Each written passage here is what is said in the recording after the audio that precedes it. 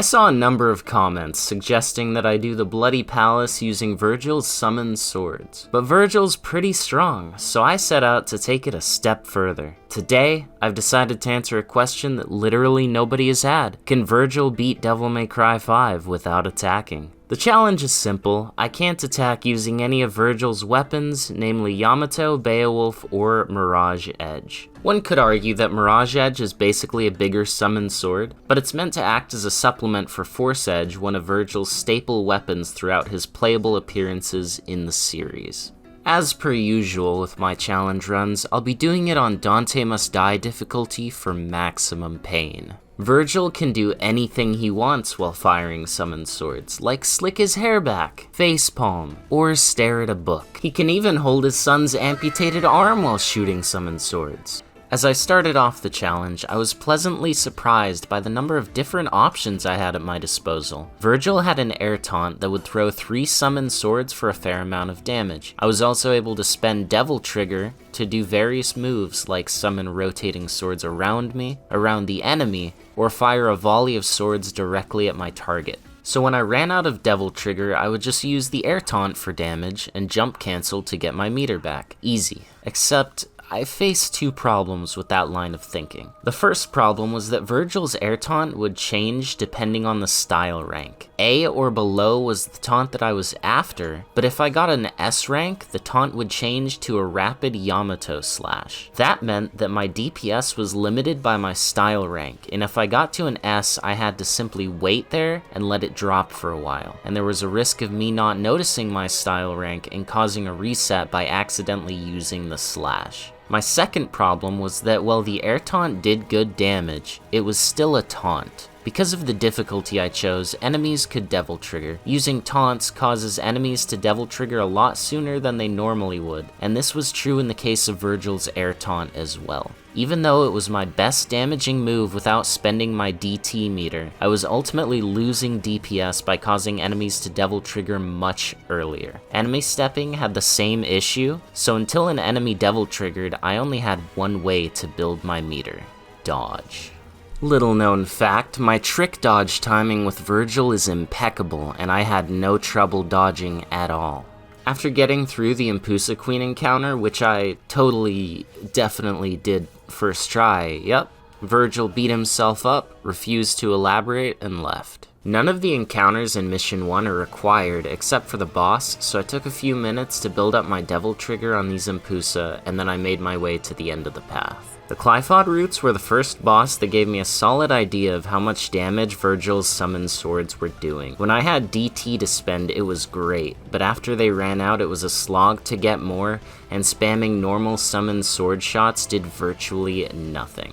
I had to figure something out soon, because this was not gonna cut it in more difficult encounters later on. In Mission 2, I discovered a very powerful tool, the Sin Devil Trigger Explosion. Virgil's SDT created a blast when I transformed, and that blast did damage, but more importantly, it knocked enemies down. It was great for both offense and defense, and it was spammable. When Virgil transformed into Sin Devil Trigger, there was a period of time where the meter wouldn't drain. If I left SDT before that period of time expired, I could repeatedly use the transformation explosion at no cost. The transformation also had some iframes associated with it, which was nice in some situations as well. I used my newfound power to carve my way through the mission, but I soon encountered another issue: Virgil's ability to heal. Summoning the doppelganger with normal Devil Trigger didn't let Virgil heal, and the only way he was able to regenerate health was well in Sin Devil Trigger. Even then, his regeneration was pretty garbage compared to Nero or Dante. Considering SDT and DT were crucial to my damage output, it really never felt worth it to waste so much meter on the 3 bars of health it would give me. Because of the difficulty setting, it was also exceedingly rare for enemies to give health when killed, but it was a possibility. Ultimately, this issue led to me having to avoid any damage from multiple encounters until I got a health drop or made it to the next checkpoint, but I just dealt with it and moved on to Goliath. All of Goliath's attacks were slow and well telegraphed, so using Trick Dodge to gain Devil Trigger in the fight was pretty simple. I probably could have parried his fireballs back at him with SDT transformation, but I never thought to try it. In Mission 3, the health concerns continued as I was faced with a bunch of really aggressive enemies. Once I ran out of Devil Trigger, I just didn't have the damage output or health to sustain in the fight, and I didn't know what to do. Enter the Sheath Taunt. Virgil has a number of interesting and unique taunts, but this one was the most important. The Sheath Taunt could be used with no style rank requirement, and it gave 3 bars of Devil Trigger. Even better, there was no cooldown. I was able to use the taunt over and over, and so long as an enemy was nearby, I would get 3 bars. And these tentacles counted as enemies. With this method, I was able to refill all of my meters and my health before the next encounter. This trick wasn't just limited to the roots either. Almost any enemy could be staggered with summoned swords long enough to allow the taunt to go off. Speaking of taunts that give a lot of Devil Trigger, Virgil has another one. This taunt is locked to having a style rank of A or higher, I believe, but Virgil takes out V's book and his Devil Trigger begins slowly increasing, similar to its effects when reading the book as V. When I said the Sheath Taunt worked with any... Huh? May I have some words? What? I'm in the middle of something right now. My only desire is to speak. What? Why are you even here? My name was spoken, and so I appear. If I let you speak, will you leave me alone? He who makes false requests is met not with Okay, fine. acceptance, I'll let you speak, alright? Just stop. I guess I'll be right back after a short message from V? I was just catching up on some reading. Allow me to relay a passage. If the fool has not yet subscribed to Lucid Enigma, the wise man would do so now. So it is written. I should be getting back now. Anyways, when I said the Sheath Taunt worked with any enemy, I meant it. By spamming summoned swords when the Judeca would appear, it was forced to teleport again immediately. I was able to keep this loop almost indefinitely, and I managed to farm all of my resources back for the Nidhogg fight. An interesting fact about one of Virgil's summoned sword moves, called Blistering Blades, is the fact that it can pierce multiple enemies. I used this knowledge to angle my shots, which allowed me to hit Nidhogg himself and one of his tentacle things at the same time.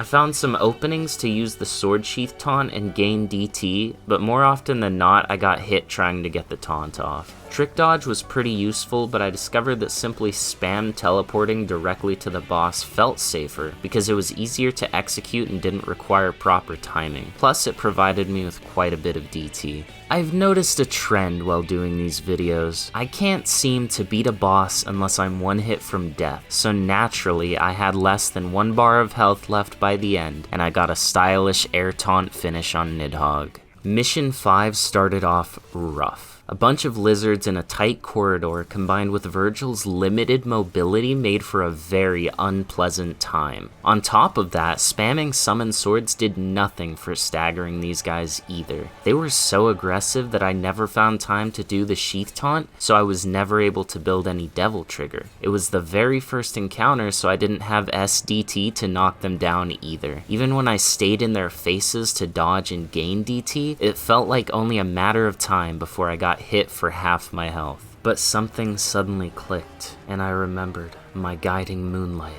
It was there by my side all this time.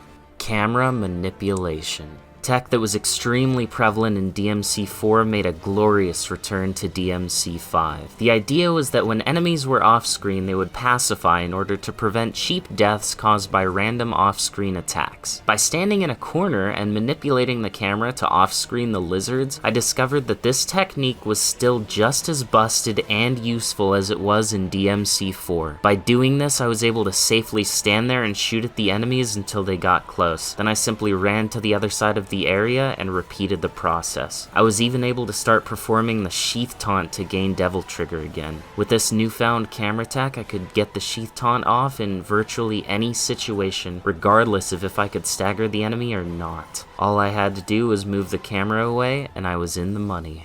At the end of the sewers, I found a really interesting mechanic about the nobodies. I was able to knock all 3 of their masks off, and when that happened, they completely pacified. They covered their faces, cowered away from me, and never attacked again. It really helped me out because I didn't have to do any camera manipulation or anything. I was able to simply stand there and get all my resources back with the sheath taunt in preparation for Geron. At least in the beginning of the fight, this guy was a joke. If I kept using SDT and filling him with blades, he constantly got staggered out of anything he tried to do and pathetically galloped away from me. I didn't give him any quarter and he was not able to do a single thing until he finally Devil Triggered. The buff was enough that he wasn't constantly staggered by my pressure anymore, and I had to deal with his time slow and some of his attacks. This ended up making the fight faster though, because I spam teleported to him and gained massive amounts of DT from his lightning attacks. Spam teleporting also made staying on top of Gilgamesh a total cakewalk.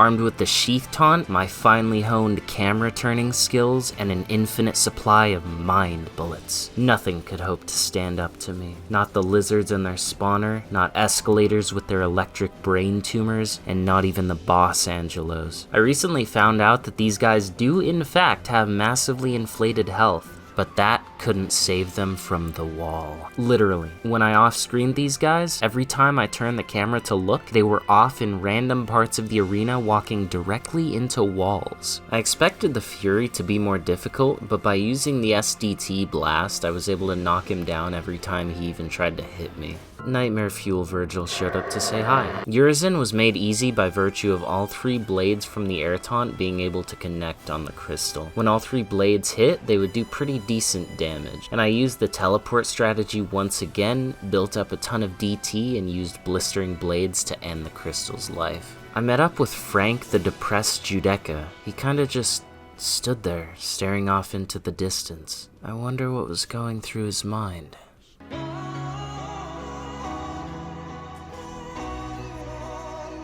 The only encounter I was worried about in Mission 9 was the one with 2 scissors and 2 proto-angelos. After I took out the scissors though, I was able to stand up here and freely perform my taunt while the angelos ran their faces into the wall. They pretty much couldn't get up to me, so I sat and practiced my juggling for a while before I moved on. In my encounter with Cavalier Angelo, I had him down to 1/5 HP and I was still at full, so naturally I took him out first try. Virgil didn't have the ability to perform the skip for Mission 12, at least not without weapons, so I had to do it the old-fashioned way. Hi, Nightmare Virgil. It's a box. Where did Virgil go?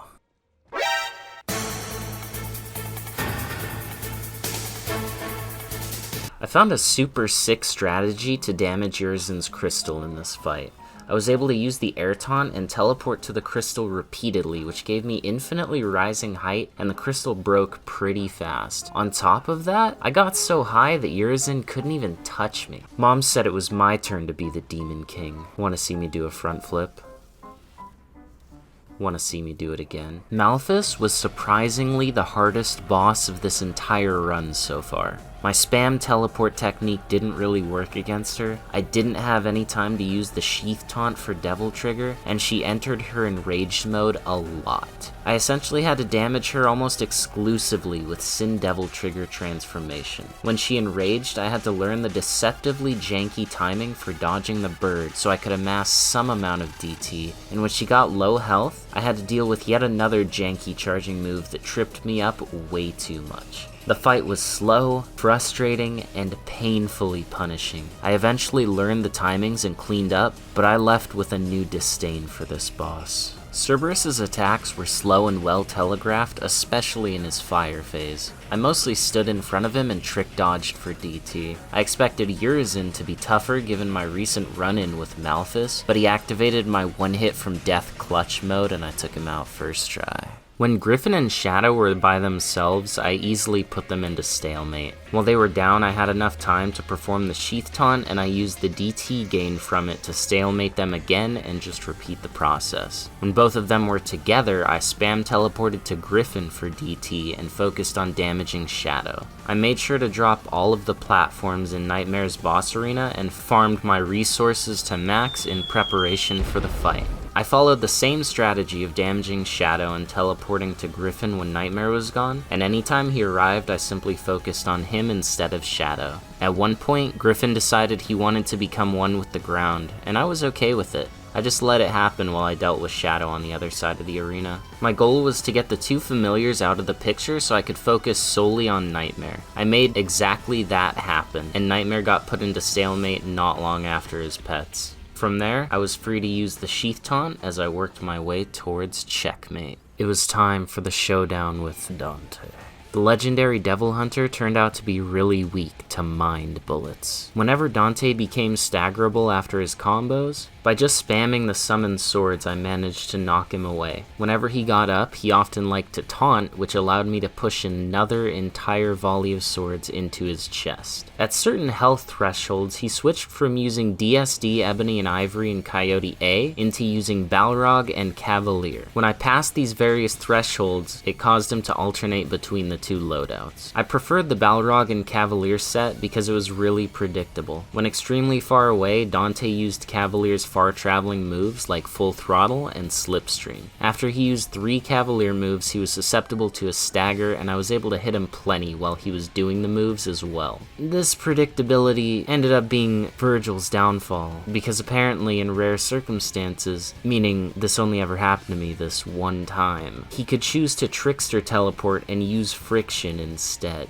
In most instances throughout the fight, I was able to get the Sheath Taunt off when Dante was being staggered by the summoned swords, but after I learned the pattern, it was just a patience game until his health dropped. The second fight with Dante was more of the same. He had new combos and used different weapons, but I kept my distance and staggered him just as well. I continued to use the Sheath Taunt to gain DT while he was being pelted with summoned swords, and whenever he pulled out the dual Kalina Ans, I simply teleported directly to him. He only entered Sin Devil trigger once, which was still pretty scary because I was, of course, one hit from death, but he only used Demolition, so I didn't have to deal with Judgment or the Loose or anything like that. After a long, hard fight, when we were both beaten down, I flexed on Dante that I had a stand and he didn't, and the crushing realization was too much for him to bear. So, can Virgil beat Devil May Cry 5 without attacking with any of his weapons? Yes. The various techniques I incorporated throughout the run were pretty much born out of necessity. At each juncture, I felt that there was something more that I needed to help me, and each time I managed to find exactly that. I think a lot of the strategy with the taunts and camera manipulation were really cool, and when I was doing damage with Devil Trigger, it was nice to see health bars melt a little bit for a change. If you enjoyed the video, please consider giving a like and subscribe. It would mean the world to me. I've got a ton more content in the works, but for now, that's all from me. Thank you all so much for watching, and I hope you have a wonderful day.